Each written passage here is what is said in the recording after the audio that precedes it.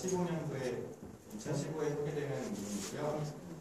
베스트 페이퍼로까지 선정이 되고요. 그래가지고 되게 논문 다 쓰여졌는데 지금 티저 영상인데 영상을 보시면 아시겠지만 플로우 디스플레이를 하는 겁니다. 플로우 디스플레이를 하는데 정말 전 이거 보면서 되게 반가웠던 게 미러를 사용해요.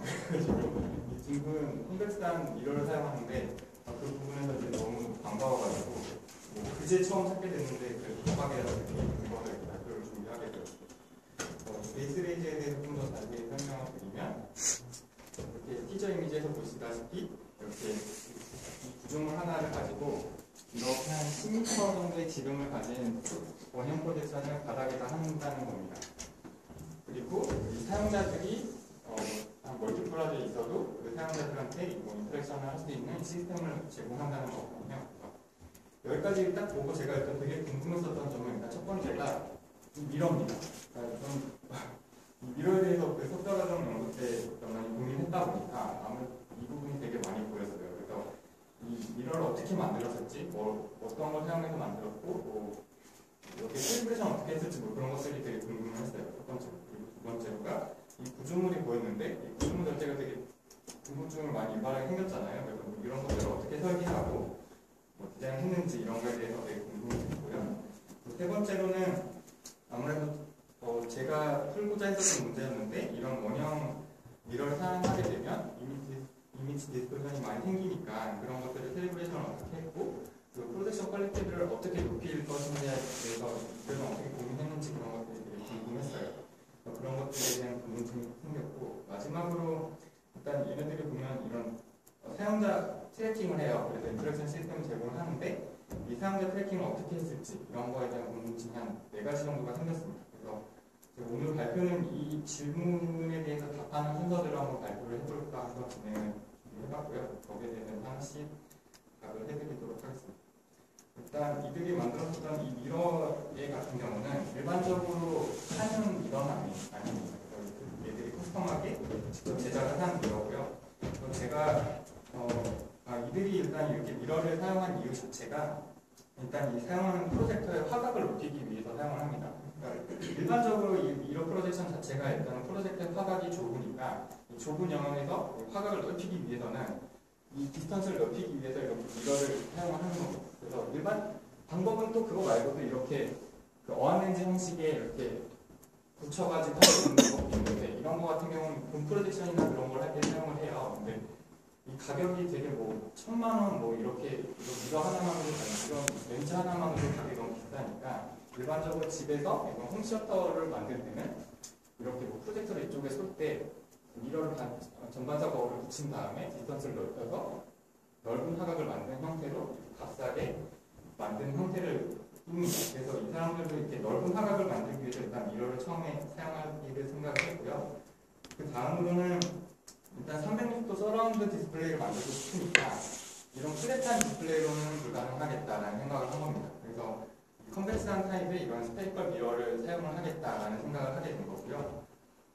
그래서 그것들을 일단 생각을 해보니까 이 사람들도 일단 처음으로는 이렇게 저희가 편의점이나 아니면 지하주차장에서 쉽게 볼 수 있는 이런 방범용 거울을 생각을 했대요. 그래서 이 방범용 거울들을 생각을 해서 그거에 대해서 고민을 해봤다고 합니다. 그래서 이 부분이 제가 했었던 연구에서 이런 미러들하고 되게 비슷한 부분들이에요. 그래서 그런 비슷한 고민들을 한 것 같아서 되게 레퍼런스를 많이 얻을 수 있겠다라는 생각을 가지게 됐고요. 그래서 이 사람들이 이 미러를 이제 일단은 원래 있었던 것부터 고민을 해볼 텐데 일단 자기들이 어떠한 컨스트레인을 가지고 이 미러의 쉐입을 접근해볼지에 대해서 리퀘어먼트를 먼저 생각을 해봤대요. 그래서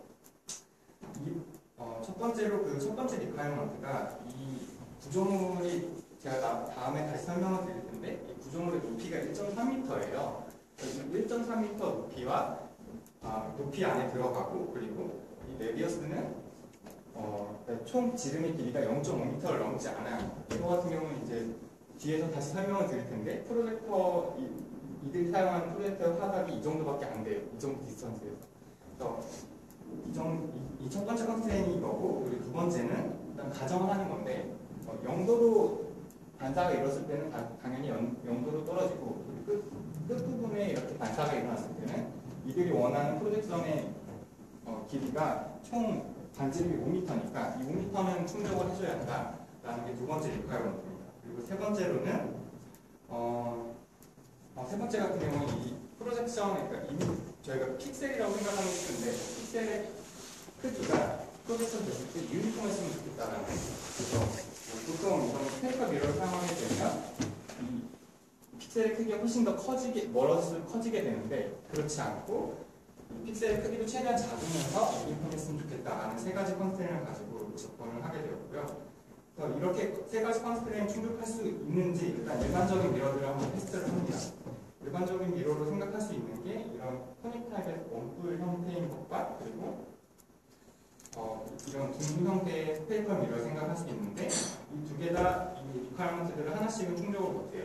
그러니까 코니컬 미러 같은 경우는 일단 화각이 안 나오고요. 그리고 스페리컬 미러 같은 경우는 이미지 디스토션이 일단 많이 생깁니다. 그래서 그 픽셀 사이즈가 훨씬 커지는 거거든요. 그래서 그런 문제들이 생겨서 일반적인 미러들로는 할 수가 없겠다. 그래서 자기들이 뭔가 커스텀하게 만들어야겠다라는 생각을 하게 됩니다. 그래서 이런 커스텀하게 만들기 위해서 일단은 시뮬레이션 환경을 만들어요. 근데 시뮬레이션 환경을 만드는데 이게 별다른 건 아니고 그냥 저희가 3D 환경에서 뭐 레이트레이싱을 계산하는 거랑 비슷한 겁니다. 그래서 일단 가장이 첫 번째로 들어가는데 이 레이저의 레이가 한 줄이 가지만 이게 두 개의 패러럴한 라인으로 이루어졌다고 생각을 해요. 그래서 이 라인의 디스턴스가 이 픽셀 하나의 크기인 거겠죠. 그래서 그렇게 가정을 하고 이 두 개의 라인으로 생각을 하는데 이 두 개의 라인이 미러를 만났을 때 두 개의 노멀이 다르다 보니까 반사가 일어났을 때 이 디렉션이 다르게 되겠죠. 그래서 이 첫 번째 가정이 있을 테고 두 번째로는 일단 플로어에 이렇게 입사를 하게 됐을 때 입사했을 때 그 디스턴스가 생기겠죠. 그래서 최종적으로 이 P가 이 픽셀 하나의 사이즈가 되게 되는 거예요. 그래서 그 두 번째 가정이었고 세 번째 같은 경우는 그래서 앞서서 이게 패러럴하다는 가정을 가지고 했는데 실제로 레이저가 이 하나를 쓰면은 이렇게 일정하게 가지를 못한대요. 그래서 이게 분산이 되게 되니까 이게 일정 디스턴스마다 이렇게 커지니까 세 번째 가정으로 연주를 해서 시뮬레이션을 해야겠다. 그래서 이 세 가지 요건들을 충족하는 시뮬레이션 환경을 일단 만듭니다. 그래서 이 환경에서 기존의 미러들을 테스트를 하는데 이 부분 제가 이제 이거를 진행을 하진 않았지만 석사과정 때 고민했었던 논문이에요. 그래서 논문들 이건 진행이 안 됐었던 건데 미러 디자인을 해보자고 했었던 논문이랑 되게 비슷해서 가지고 왔었는데 그러니까 저도 이런 비슷한 시뮬레이션 환경을 만들고 이런 코닉 타입하고 그리고 뭐 스페리컬 타입, 뭐 파라볼릭 타입인데 뭐 이런 것들 테스트를 하고 최종적으로 이런 형태가 그러니까 레이의 앵글이 유니폼하게 갈 수 있겠다라는 걸로 이제 하고 있었거든요. 근데 최종 이거를 저희가 쓰는 이런 프로젝션 환경에서는 맞지 않다. 그래가지고 미러 디자인을 버리고 그냥 일반적인 미러를 사용하는 그런 쪽으로 갔었는데 여기까지의 고민이 정말 비슷해서 여기서 되게 재밌게 보고 있었던 부분입니다. 그래서 이 부분을 이 사람들은 어떻게 풀었냐면 일단은 일반적인 미러들 테스트를 합니다. 그래서 잘 안 보이는데 이 파란색 라인이 스페리컬 미러예요. 그래서 이 디스턴스가 멀어지면 멀어질수록 포인트 사이즈가 커지죠. 그래가지고 이런 레이저 디스토션의 형태가 만들어지게 되고 이런 파라볼라라고 했는데 이게 아마 코니컬 미러일 거예요. 그래서 코니컬 미러 같은 경우는 덜 생기지만 그래도 이것도 사이즈가 계속 커지게 됩니다. 그리고 그래서 이제 자기들이 시뮬레이션을 하는데 여기서 컨스트레인을 주게 돼요. 그러니까 첫 번째로 이제 이터레이티브한 프로세스를 거치면서 이 미러 쉐입을 결정을 하는데 첫 번째가 일단은 이 레이가 반사가 됐을 때 이 반사의 각도가 유니폼하게 결정될 수 있도록 리니어 매핑을 했대요. 그래서 첫 번째 레이가 몇 개가 레이의 앵글에 따라서 그 반사되는 앵글이 일정하게 유지됐을 때 결과를 보면 그게 이 라인인데 이 라인을 보시면 디스턴스가 멀어지면 멀어질수록 사이즈가 죽는 결과가 나오더라고요. 그래서 이 죽는 결과를 이 포인트 사이즈에 컨스트레인을 걸었더니 최종적으로 이 녹색 라인이 만들어졌다. 이렇게 설명을 하고 있어요. 근데 솔직히 이것만으로는 설명이 너무 부족하잖아요. 그래가지고 여기에 대한 설명을 좀 더 들었으면 좋겠는데 카이 논문들이 좀 아쉬운 게 이런 테크니컬한 부분을 설명을 덜 합니다. 아쉽게 뒤에 유저 스터디나 뭐 이런 부분들은 되게 많은데 이런 테크니컬 부분들을 좀 더 자세히 설명을 안 해요. 그래가지고 이 정도 설명만 하고 가서 조금 아쉬웠던 부분이 있지만 이런 식으로 해서 쉐입을 만들었다고 하고요. 그래가지고 이 쉐입을 만든 다음에 이 쉐입을 만드는데 이 데이터 포인트들이 여러 개가 생긴 거예요. 그런 다음에 이 데이터 포인트들을 수렴할 수 있는 공식을 만들었는데 그 공식이 이 하이퍼볼, 그러니까 쌍곡선의 형태로 만들어지더라. 그래서 그 쌍곡선에 피팅할 수 있는 알고리즘이 있대요. 이거 같은 경우도 그냥 사이테이션을 해서 이런 데이터 피팅 알고리즘을 써서 되게 설명을 잘해놔요. 그러니까 하드웨어를 어떻게 제작했다 이런 부분들은 되게 설명을 잘해놓는데 거기에 대해서 설명을 좀 드리면 이건 제동이가 되게 많이 할 거예요. 제가 이런 거 고민하면서 제동이한테 되게 많이 물어봤는데 그러니까 이런 미러를 제작을 할 때 일단은 메탈을 깎는 방법이 있고요. 그리고 틀을 만들어가지고 거기다가 주물을 만들어서 거기에다가 씌워가지고 만드는 방법이 있는데 이 메탈을 깎는 방법은 가격이 너무 비싸요. 그래가지고 그리고 표면도 깔끔하게 나오지도 않고 그런 문제들이 있어서 이 사람들은 이 미러 자체를 되게 값싸게 만들고 싶어서 일단 이 플라스틱을 만드는 공정을 따라 했다고 합니다. 그래서 이 폴리우레탄 방식의 성분으로 이 틀을 만들고요. 큰 틀을 만든 다음에 거기다가 플라스틱의 성분이라고 하는데 폴리스틸렌 그 성분을 여기 딱 씌우게 되고 그거를 식히면 최종적으로 이 검정색의 플라스틱이 만들어지게 된다고 해요. 그래서 이렇게 플라스틱을 만든 다음에 여기다가 알루미늄을 씌웁니다. 그러면 알루미늄 씌우게 되면 이게 거울이 되겠죠. 그래서 이 부분도 되게 비슷한 게 고민했던 부분들이에요. 저희는 이 앞선 공정을 3D 프린팅으로 만들고 여기다 알루미늄 씌우겠다라는 생각들이었는데 이런 부분들이 되게 비슷하게 고민했던 부분들이더라고요. 그래서 이런 식으로 이 사람들은 미러를 제작을 했고요. 이렇게 미러를 제작하고 나면 따로 캘리브레이션이 필요하지 않은 거예요. 그러니까 이 미러 자체만으로 캘리브레이션이 됐기 때문에 그러니까 동그라미 쓰면 바닥에 동그라미가 빠지는 거죠. 그래서 이런 식으로 최적화된 미러를 만들었다고 하고요. 그 다음에 그 신기한 게 얘네가 그러니까 일반적인 레이저 프로젝터를 사용한 게 아니고요. 그냥 그 레이저 하나 있잖아요. 그 저희가 뭐 방송에서 보면 이렇게 레이저 이렇게 쭉쭉쭉 나가고 있는 그 레이저 하나를 이용해서 레이저 프로젝터를 직접 제작을 합니다. 직접 제작을 하는데 레이저 프로젝터 원리가 이 갈바라는 모터가 두 개가 있대요. 그래서 이게 미러를 가지고 있는데 이게 XY 축으로 두 가지를 이동시켜가지고 이미지 플레인을 만든대요. 그래서 이 레이저 하나 가지고 이런 프로젝션을 할 수 있는 레이저 프로젝터를 만들었다고 하는데 또 신기한 건 이 신호를 이 갈바를 이동시키는 신호를 그냥 저희가 뭐 그래픽 카드나 이런 걸로 보낸 게 아니라 그냥 사운드 카드에 그 아날로그 신호를 이용해서 만들었다고 하네요. 이런 부분은 진짜 모르겠는데 뭐 아디노를 이용해서 만들었다고 하는데 그 신기한 부분들이었던 것 같습니다. 이런 식으로 해서 레이저 프로젝터를 만든 겁니다. 근데 레이저 프로젝터가 일반적인 레이저 프로젝터보다는 당연히 퀄리티가 떨어져요. 그래가지고 그러니까 어떤 정도냐면 이게 저희가 이렇게 프로젝션을 할 수 있는 게 아니라 얘가 동그라미 그리면 이렇게 동그라미가 그려지는 게 카메라로 보면 이게 프리퀀시가 낮아서 이렇게 그려지는 게 보입니다. 그 정도 수준이에요. 그래서 되게 로우 퀄리티, 로우 레졸루션이지만 그래도 이미지를 쏠 수 있는 형태 그런 식으로 일단 만들어졌고요. 이들이 일단 이렇게 프로토타입을 만드는 게 향후 더 좋은 거 쓰면 더 찾을 수 있다는 원리로 일단 접근을 합니다. 그래서 결과를 보면 이렇게 서라운드 프로젝션을 할 수 있고 총 레인지는 뭐 반지름이 한 5m인 원형 공간을 이렇게 프로젝션을 할 수 있는 거를 만들었고요. 이제 이렇게 한 다음에 제가 그 다음으로 보여준 게 이 구조물이에요. 이 구조물이 되게 특이하게 생겼는데 이 구조물에 컴포넌트들이 뭐가 있고 크기는 어떻고 이런 거에 대해 설명을 드리도록 하겠습니다. 일단 이 1.3m라는 높이는 일단 이 레이저 프로젝터가 일단 성분이 그래도 레이저니까 이게 사람 눈에 들어가면 문제가 생길 수가 있잖아요. 근데 이게 되게 저전력이어서 실제로는 문제는 안 된대요. 그래도 이 레이저의 성분 때문에 문제가 될 수 있으니까 사람의 눈높이보다 낮은 높이를 선택을 하다 보니까 1.3m가 결정됐고요. 그리고 이 0.7m, 0.7m의 반지름이라고 했는데 이거 같은 경우는 아까 말씀드렸듯이 프로젝터 화각 때문에 결정이 된 겁니다. 그렇게 결정이 되고 컴포넌트들을 설명을 드리면 앞서서 아까 설명드렸었던 미러가 있는데 그 미러가 명칭 확인 컨텍스트 미러라고 했어요. 이거 같은 경우는 뒤에 프로젝션의 모드를 컨텍스트 프로젝션이랑 커스 프로젝션이라고 이런 명칭을 하는데 그것 때문에 이름이 붙은 거고요. 그리고 두 번째는 바닥면에 있는 레이저 프로젝터가 있고 그리고 세 번째는 여기 중간쯤에 있는 이 포커스 미러가 있어요. 그리고 이 포커스 미러랑 바닥면에 있는 덱스 카메라가 있는데 여기에 대해서 이제 더 자세히 설명을 드리도록 하겠습니다. 일단 여기 세 가지 달린 포커스 미러 같은 경우는 이 컨벡스 미러로 프로젝션 하다 보니까 레이 디스턴스가 상당히 멀어지다 보니까 이미지 퀄리티가 떨어지게 되는 거를 감안해서 따로 포커스 프로젝션을 따로 합니다. 그러니까 특정 스페시픽 에어리아에 이미지 퀄리티를 조금 더 높인 프로젝션을 하겠다는 원리입니다. 그래서 이 영상을 보시면 얘가 이렇게 서브모터가 달려있어요. 그래서 이렇게 이 플랫한 미러를 이렇게 돌려가지고 지금 프로젝션 할 수 있는 영역을 세분화해서 커버를 하고 있는 거거든요.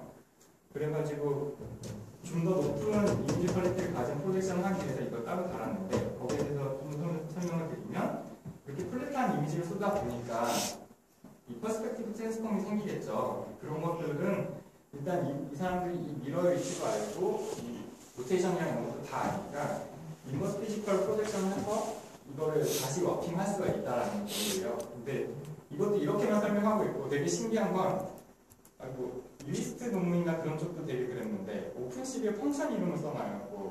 좀 그 부분은 왜 그렇게 하는지 잘 모르겠는데 꼭 그걸 확실히 써놓긴 하더라고요. 그런 것들을. 그래서 뭐 get perspective transform 펑션을 썼다. 그래서 이렇게 이미지 워킹을 해서 이제 왜곡 없는 이미지를 쌌다라고 설명을 하고 있고요. 그렇게 해서 최종적으로 아까 전에 그 컨벡스한 미러를 통해서 나오는 컨텍스트 프로젝션하고 그러니까 이건 되게 로우 레졸루션으로 전체를 커버하고 있는 프로젝션이고요. 이 포커스 프로젝션이라고 해서 이제 사용자가 뭔가 인터랙션을 했을 때 거기에 이제 좀 더 높은 퀄리티의 이미지 프로젝션을 하기 위한 이 포커스 프로젝션을 하고 있는 이 모듈을 설명을 합니다. 그 결과물이 이렇게 나오고 결과물이 이렇게 나오고요. 그리고 이제 그 다음 홈 컴포넌트인 덱스 카메라에 대해 설명을 드리면 이 사람들이 사용하는 거는 저희들이 많이 사용했던 키넥트나 이런 거를 사용을 안 했고요. 프라임 센스에서 만들었던 건 그럴 거예요. 근데 그거 아수스에서 해서 제품 출시했던 건데 액션 프로라는 건데 지금은 아마 이게 프라임 센스가 아마 애플한테 팔려서 이제 더 이상 안 나온다고 하네요. 근데 일단은 키넥트 이전 버전에서는 상당히 이게 그거랑 뭐 이렇게 비슷한 퀄리티를 내는 덱스 카메라였는데 이것도 IR 방식의 카메라고요. 그리고 화각은 좌우가 58도예요. 그래서 총 360도로 커버하려면 7대 정도가 필요해서 7개를 설치를 이렇게 한 거고요. 바닥면에다 설치한 이유는 얘네들이 이 360도로 커버를 해서 트래킹을 하는데 사용자 이 발을 트래킹하고 발을 찾아내고 싶었던 거예요. 발 특히나. 그래서 이 발에 뭐 태핑하는 이런 인터랙션을 하고 싶어가지고 그 밑에 부분에 설치를 하면서 최소한 사람의 발부터는 다 커버할 수 있도록 이렇게 설치를 했고요. 제가 또 되게 궁금했었던 거 이런 오픈에나 사용할 때 이런 거는 솔직히 별로 중요하지 않잖아요. 근데 되게 궁금했던 게 이 오버래핑 에어리어를 어떻게 처리했을지가 되게 궁금을 했어요. 그러니까 이곳대에 덱스 카메라가 있는데 이 덱스 카메라들이 겹치는 부분들이 있었을 텐데 그 부분들을 어떻게 스티칭을 했을지 아니면 스티칭을 안 하고 그냥 푼 건지 그런 부분들이 되게 궁금했는데 보니까 딱히 뭐 이렇게 전체를 스티칭한 건 아니고요. 근데 이렇게 하다 보면 문제점이 사용자가 이렇게 둘 다 잡힐 수가 있겠죠. 얘가 이렇게 넘어가게 되면 이 카메라에서도 잡히고 이 카메라에서도 유저가 잡히게 되는데 그러니까 이 사람의 이 부분을 풀었다고 하는 건 푼 방법이 그냥 보더 에어리어에서 유저가 잡혔어요. 그러면 이 오른쪽에 잡혔으면 이 오른쪽 카메라에서도 똑같이 잡혔을 거다. 그런 가정으로 그냥 결국 그냥 예외 처리 한 번으로 푼 것 같아요. 그래가지고 이 그냥 보더 부분만 두 번 똑같은 뭐 유저가 똑같이 잡혔다. 그러면 이건 같은 걸로 그냥 봤다라고 합니다. 이런 식으로 그냥 단순하게 풀었다고 하고요. 저 같은 경우는 뭐 이거를 그냥 진짜 다 한화로 스티칭 해가지고 푼 건지 그런 부분들이 있었으면 되게 도움이 되지 않을까라는 고민을 했었는데 일단은 되게 쉽게 그래도 잘 푼 것 같습니다. 이런 식으로 풀었고 그래서 인터랙션의 결과입니다. 인터랙션을 일단 얘네들은 모듈이 3가지 정도를 만들었대요. 그래서 아까 전에 말씀드렸던 이 태핑하는 건데 이거를 아까 전에 그 액션에서 그 실루엣을 컨투어를 추출을 하는데 컨투어를 추출할 때 이 바닥 발에 나오는 앱스를 기반으로 컨투어를 추출을 하면 이 바닥면에 얘가 붙었을 때랑 뺐을 때를 구분할 수 있다고 합니다. 그래서 그런 식으로 이 태핑을 구분을 해냈고 두 번째 같은 경우는 그걸 이용해서 이제 실루엣이나 이런 것들을 할 수 있으니까 그런 걸 이용해서 인터랙션 모드를 두 가지 정도 더 만든 거고요. 네, 그래서 최종적으로는 만든 게 이 정도입니다. 그래서 인터랙션을 만들었고, 그래서 이 사람들이 말하기를 그래서 이 시스템의 리미테이션은 뭘까라는 고민을 일단 해봤더니 가장 큰 문제가 오클루전입니다. 그러니까 시스템 골격만 보셔도 이렇게 기둥이 서 있기 때문에 그 부분들은 처리가 안 되겠죠. 그래서 그런 부분들에 문제가 있고 또 사용자가 사용자끼리 겹치게 되면 그 부분 처리를 할 수가 없게 됩니다. 그러니까 이 오클루전 문제는 프로젝션에서 가장 큰 문제이기 때문에 이들도 어쩔 수 없었던 부분도 크고 그리고 유저가 10명 이상이 되게 되면 그것도 처리할 수도 없었다. 자기들의 시스템 한계에서는 그런 문제가 있었다고 하고요. 두 번째가 일단 태양광입니다. 이게 아마 그냥 저희가 프로젝터를 밖에다가 설치해서 프로젝션을 할 수 없는 이유가 이게 컨트라스트 문제가 생기잖아요. 그래서 그런 문제도 있고 그리고 이 IR 카메라 기반이 이렇게 태양광이 강하게 되면은 웹스가 잘 안 얻어지는 그런 문제가 있거든요. 그래서 그런 문제들 때문에 이런 태양광이 강할 때 문제다. 그리고 세 번째로는 이게 이렇게 딱 짜여진 포스타입으로 만들었지만 이게 딱 짜여진 형태다 보니까 천장에 설치한다거나 이렇게 다른 환경에서 사용할 수가 없는 거죠. 그러니까 이 환경에만 맞춰져 있기 때문에 다른 환경에서 사용할 수가 없다는 문제점이 있었고 되게 마이너한 문제인데 포커스 프로젝션을 하는데 지금 딱 3개만 하고 있죠. 그래서 세 사람한테밖에 대응을 못하는 거예요. 이게 더 많이 가면 달 수 있겠지만 그만큼 레이저 프로젝션의 퀄리티가 떨어질 테고 왜냐면 미러의 사이즈가 줄어들어야 될 테니까요. 그런 한계들을 가지고 있겠다라는 것을 지적을 합니다. 그리고 최종적으로 뭘 더 발전시킬 수 있을까에 대해서 고민을 해보는데 일단 레이저 프로젝터 기반이니까 이 안전성을 고민을 해야 한다고 먼저 말을 해요. 안전성이 일단 지금 레이저 프로젝터들이 많이 상용화가 됐죠. 근데 그 레이저 프로젝터 보면 되게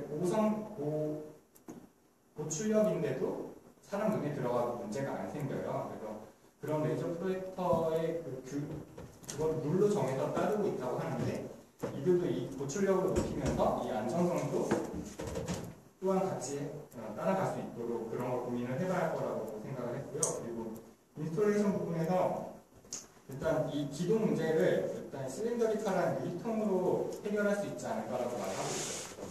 이렇게 유리통으로 되면 따로 기둥이 필요하지 않겠죠. 그런 부분들을 말했고 그리고 좀 더 좋은 레이저 소스랑 그리고 갈바를 좀 더 좋은 거 쓰면 프로젝션 퀄리티가 더 좋아지지 않을까 그런 얘기를 합니다. 그리고 최종적으로 이거를 로봇에 그러니까 이렇게 바퀴 달린 로봇에 굴러가는 그런 플랫폼에다가 달아서 이게 움직이면서 프로젝션도 할 수 있고 그런 형태로 구현할 수 있지 않을까. 이거 얘기 들으니까 막 날아다니는 게 있죠. 드론이요? 드론? 드론에다가 프로젝션 하는 것도 있었거든요. 그래서 그런 것들하고도 연계할 수 있지 않을까 생각도 들었고요. 이런 캡처업을 생각을 하고 있다고 하고요. 결론적으로 얘기를 드리면 뭔가 포커스와 콘텍스트 두 가지 프로젝션 모드를 다 가지는 레이저 플로우 프로젝션 시스템을 제안했고요.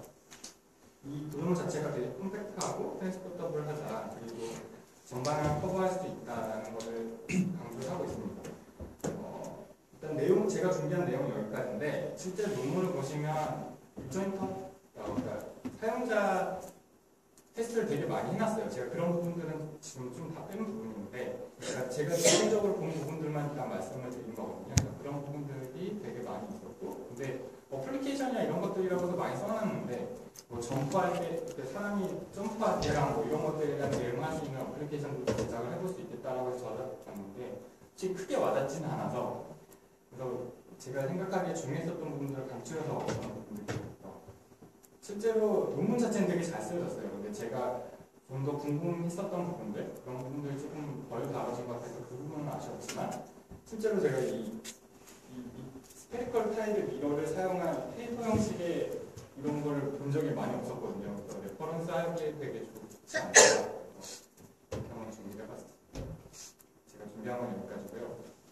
같은 거나 저그 아까 최대 3명까지 인턴십이 가능하다고 했는데 제가 이해가 못해서는 잘 모르겠는데 그냥 쉽게 생각해도 뎁스가 7대인데 그러니까 그 포커스 프로젝션 부분, 그러니까 아까 전에 말씀드렸던 이 포커스 미러가 3개밖에 없잖아요. 네, 그래서 이 포커스 프로젝션 모드만 3개까지 할 수밖에 없다. 근데 이 컨벡스한 미러를 이용한 그냥 그렇게 로우 레졸루션의 그런 거에 대응은 되겠죠. 그래서 아까 전에 리미테이션에서 언급했지만 10명, 수적으로 확인한 10명까지는 대응할 수 있겠다라고 하고 있습니다. 근데 저 거울 직접 제작했는데 그 아시다시피 직접 제작하면은 막 그런 뭔가 결함 같은 게 있잖아요. 사실 그래서 약간 저거 말고 좋은 프로젝터 쓰면은 그런 왜곡 같은 게 보일 것 같은데 그런 거 어떻게 생각하세요? 그러니까 제가 좀 영상을 한번 보여드릴게요. 여기 보시면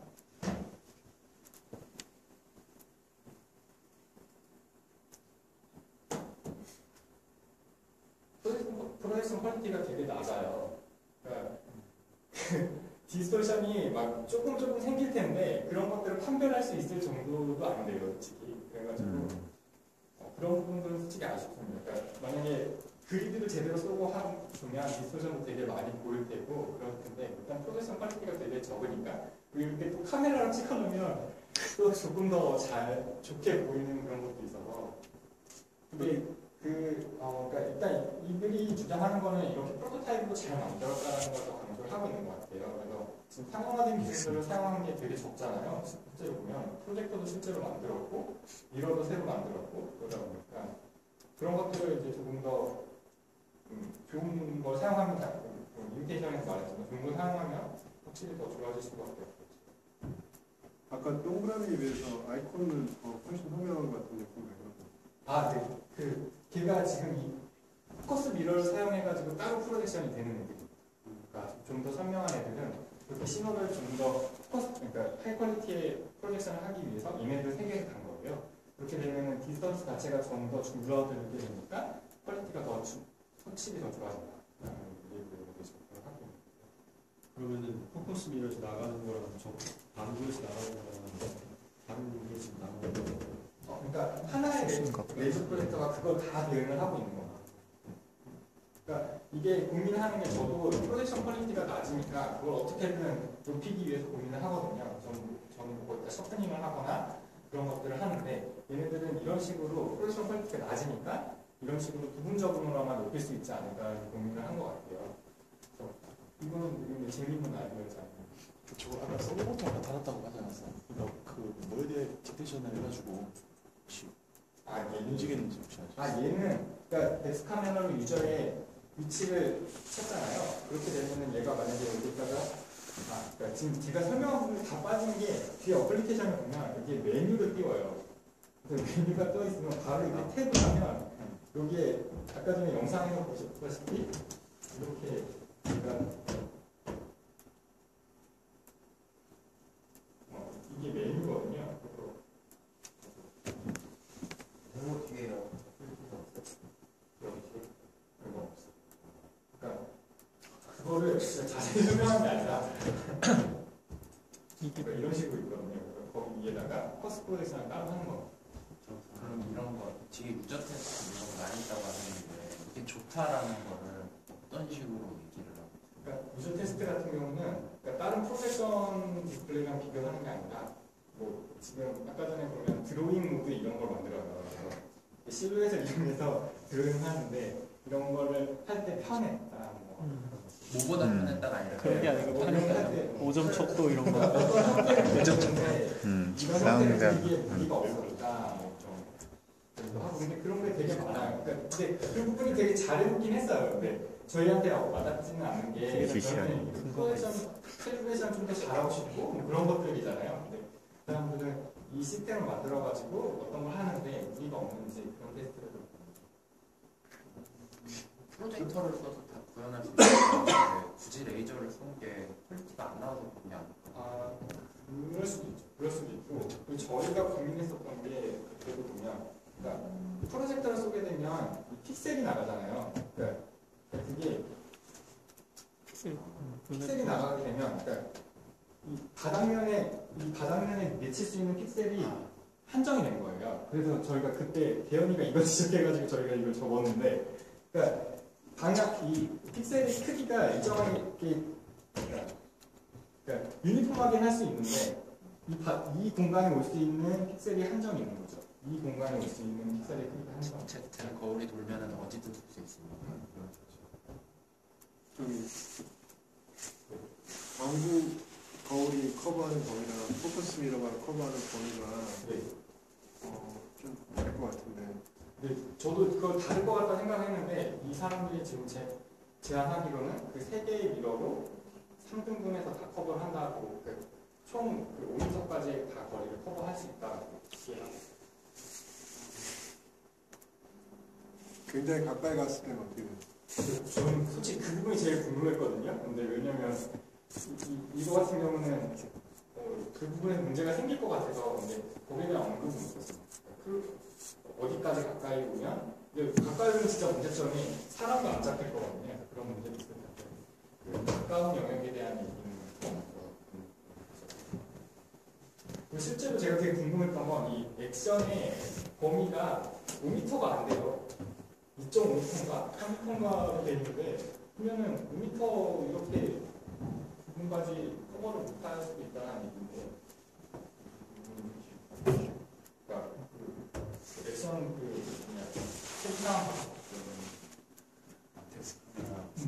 뎁스의 레인지가 5m까지 안 돼요. 지금 너무 잘했어요. 반지는 총 지금 제목은 모두 밖에까지 안 가요. 저희 아까 그 뎁스 카메라가 칼림프를 따로 안 했다고 겹치는 영역에 대략적으로 처리했다고 했었는데 아까 보면 인터랙션 보면은 그림을 그린다는 인터랙션도 있었는데 그러려면은 월드 프리네이터나 이런 걸 다 칼리브레이션 돼야 그런 그런 캘리브레이션은 했는데요. 그러니까 이 보더 부분에 두 카메라가 유저가 이렇게 따로 잡혀 있다면요. 보더 부분에 서 있으면 네. 이렇게 됐을 때 그 유저를 따로 인식할 것이니까 하나로 인식해야 하잖아요. 그런 예외 처리를 그냥 이 보더 부분에서 잡히게 되면 오른쪽 영역에서도 보더에 잡혔을 보다는 가정을 두고 예외 처리를 했다고 합니다. 그러면은 그 뎁스 카메라랑 이 바닷간의 그 월드 좌표를 알고 있는 거예요? 그런 건 다 캘리브레이션 이미 해놨다라는 가정을 저 그냥 궁금한 건데 그 겹치는 부분에 사람이 이제 있으면은 한 명일 때는 양쪽 그냥 하면 되는데 여러 명일 때는 그 뭐 라벨링이 특별히 되어 있지 않으면은 구분이 안 되잖아요. 그런데 어차피 어플레이션이라서 아마 잘 안 하셨겠네요. 프로토타입이니까. 그러니까 이거 같은 경우는 캘리브레이션 문제가 고민할 게 없는 게 이 크기도 알고 다 알기 때문에 포지션도 알기 때문에 그냥 다 됐다는 가정인 거예요. 그러니까 저희처럼 일반적인 환경에다가 딱 놓고 쓸 수는 없는 거죠. 그러니까 그 접근 자체가 제 거랑 되게 다른 게 저는 그냥 임의의 공간에서 임의의 위치에다 놓고 그냥 캘리브레이션을 하겠다는 건데 얘네는 위치도 다 알고 그렇기 때문에 거기 안에서 완벽하게 캘리브레이션 할 수 있다는 거죠. 그럼 뎁스 카메라는 그냥 캡했다는 그거 인터랙션 자체만 그냥 인식을 하는 거예요. 걔도 하고 그 컴퓨터나 이런 것도 다 아니 그러니까 제 말은 그냥 뭐 포지션 같은 거는 따로 인식을 안 하고. 하긴 하지. 하죠. 그러면 캘리브레이션 필요하지 않아요? 그러니까 그 캘리브레이션을 그러니까 뎁스 카메라 위치도 알고 정확히 알고 그리고 프로젝터가 어디서 투사하는지도 다 아니까 우리가 일반적으로 하는 그런 캘리브레이션 방식으로 캘리브레이션을 할 필요가 없다는 그러니까 그 인트리시 파라미터나 이런 건 구해겠죠. 따로 저희가 하는 그런 방식을 할 필요는 없다는